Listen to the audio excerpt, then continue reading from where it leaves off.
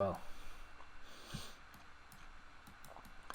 CAD yen, made its monthly move here, then made its full monthly retracement. So like super healthy, consistent movement on CAD yen.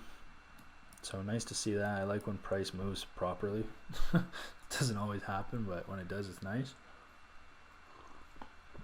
You can see it's kind of forming an area of resistance here, which is good.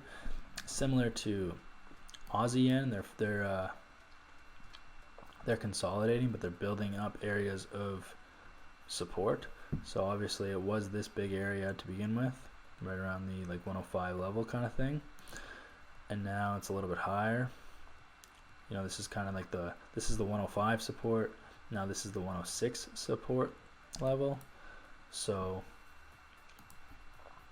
I would say that it's finding its grounds, which is nice. Once it cracks this area up here, this 107.5 level kind of thing, then there's a good chance that price is headed back up, and we'll go for this zone and then further on, and it'll still continue its massive bullish trend.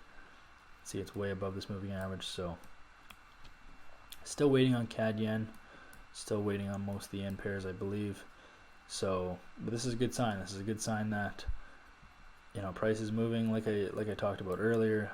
It's really good when price makes massive moves like this. People think that it'll just keep going up forever, which is not true. And they never want any pullbacks. I do. I like when price, before yes, this is bullish, and yes, I want to buy this, but if it just keeps doing this, there's not really any protection or any real clarification that it's a fair price. So until price comes down, it had 1, 2, 3, 4, 5, 6 full down days in a row, and then it found this massive level of support, which it rejected 1, 2, 3, 4, 5 times. So this tells me that yes, CAD yen is bullish, and yes, this is a fair price now, because we know that it tried to go lower and it couldn't do it. So nobody wants to pay, nobody is going to pay less than 105 for this. That is the price. So that was established right here. So I really like